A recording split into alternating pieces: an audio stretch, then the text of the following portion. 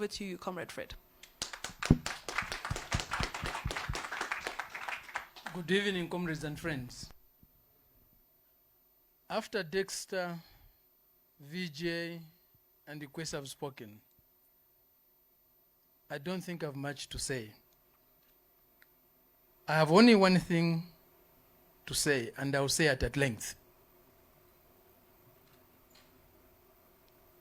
Who are we defending our sovereignty from?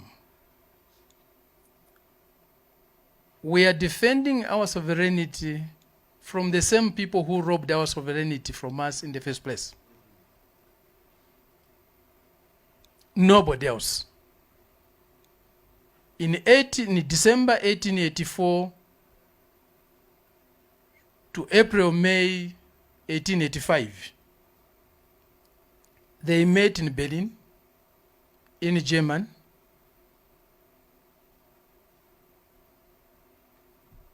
Representatives of the key European nations of the time, including representatives of the United States, which had just gained this independence in 1776, plus representatives of the Tsar in Russia. No African was present there. They met to take away our sovereignty, to take away the sovereignty of our motherland, Africa. We were one continent, one country. They divided our country, Africa, our motherland Africa, into Bantustans, which they started calling countries, and we have continued to call countries. In that way, they took away our sovereignty. We fought back. We won some partial victories to regain our sovereignty. Again, who were we fighting for our sovereignty? We were fighting the same people who took it away. They were brutal in their war against our sovereignty. As Comrade Vijay indicated, they killed those who tried to advance the struggle to regain African sovereignty. They killed them. They overthrew Nkrumah. They killed Patrice Lumumba. We can also say they killed Samora Machel. They killed Chris Hani. They killed Amilcar Cabral.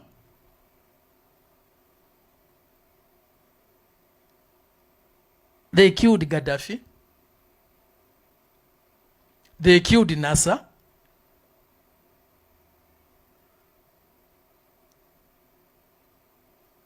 They killed all who tried to advance the struggle for African sovereignty. Today they are coming back. The same people telling us they want to set up military bases, they want to set up military offices to defend our sovereignty. Really? Our sovereignty? Definitely not our sovereignty. They are advancing something else. The same interest that made them turn us into Bantustans is what they are trying to advance and defend. They are defending American interests. They are defending French interests. They are defending British interests. They have never been there, even in the fight against colonialism. They are not there in our fight against neo-colonialism, because it was our fight against them. They can't fight against themselves. Since when did they commit suicide to be on our side against themselves? In this country, in South Africa, who was with us? Were they with us? We know the French history here. We know the British history here. We know the German history here. We know the American history here. They were against our sovereignty. Even here, we had to fight with them before even the Berlin Conference to defend our sovereignty. Our Zulu ancestors defeated them at the Battle of Insandlwana, defending our sovereignty. The Mau Mau War was about defending our sovereignty. In Zambia, in what is Zambia today, the Bantustan of Zambia today, our people, descendants of the Zulus here, who in Zambia are called the Ngonis, in 1897 to February 1898, they had to fight a war with Cecil Rhodes' army. They had to fight a war with Cecil Rhodes' army that comprised Africans and some Sikhs from India to defend their sovereignty, to defend their minerals. Today, the same descendants of the same people are telling us they are here to defend our sovereignty, to protect us. From who? From who? The whole of Southern Africa is littered with mass graves. We have the Kasinga massacre. Even those who tried to free themselves from apartheid brutality to go to Zambia and wage a struggle there, they were followed there and killed by the same people, with the collaboration with the same people, with the participation of the same people who are today coming to tell us they're here to defend our sovereignty. Let's not deceive ourselves. Let's not allow ourselves to be deceived. What they are here to advance is their interest, economic interest, mainly to do with our minerals. They came here for minerals. They came here for wealth. And for that wealth, for those minerals, they were ready to kill. And indeed, they killed. They are still coming here to set up bases, to set up military offices, again for minerals. Wherever they have got mineral interests, they always take an army. They have defended their interests, they have advanced their interests with their armies. They are here again. And all the time, they find puppets to recruit from among our people. The slave hunters, many were Africans. They used to hunt their own fellow brothers and sisters for very few pieces of silver, sometimes just cloth. They have come again. They are putting puppets as presidents all over the Bantustan they have created in Africa. Puppets funded by the same mining corporations. Anglo-American today is still creating puppets. We know Anglo-American is an offspring of the British South African Company that colonized my country, the so-called Bantustan, which I call my country, Zambia.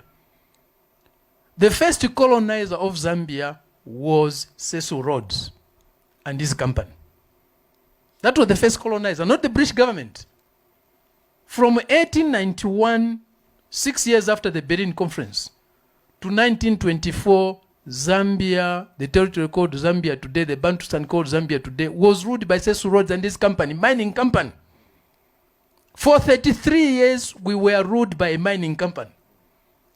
Later on, that company of BSA, of Cecil Rhodes, was sold to Oppenheimer to become Anglo. Today, Anglo has got a foundation, the Brentes Foundation, that is funding puppets to become presidents of our countries, to become rulers of our countries. And the African people are being made to vote for them. They are funding puppets here in South Africa.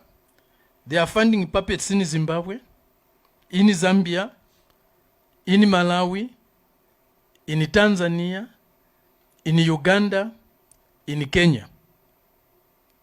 And who is at the head of this Anglo-American Cooperation Foundation, the Brentes Foundation, with the chairperson? They have got another puppet, a former president of the great country, of the great Bantustan of Nigeria, Obasanjo.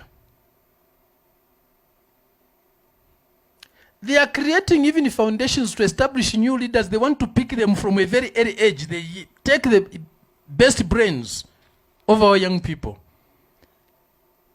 under the leadership programs, the Mandela Foundation, to train leaders under the Open Society and so on. Again, to advance their interests. But these are the same people who are coming to protect, to defend our sovereignty from who? From the Chinese? From the Russians? Is that possible? Are we threatened by the Chinese in terms of national sovereignty? Are we threatened by the Russians from in terms of national sovereignty? Who are they protecting us from? And they don't go where there are no minerals. Their focus is where there are strategic minerals. Today, their focus is on DRC, a country they have never given a peace, a Bantustan they have never given a peace. Since Leopold II set foot on that territory to take slaves, to take our ivory, to take our minerals, to take our timber, DRC has never known peace. Its sovereignty has been always and always threatened by the same people. The Belgians, the French, the Americans, and so on. Today, even the Israelis have joined. For what? Minerals. They don't care about the Congolese people. They are dying every day. With the arms the same people supply and manufacture. For how long? 500, 600 years. They have been doing the same thing to us. Are we going to let them continue to do so?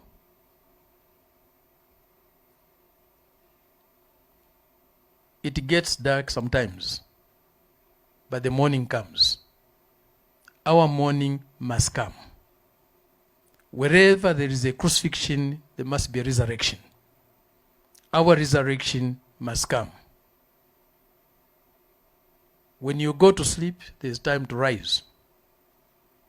Our time to rise has come.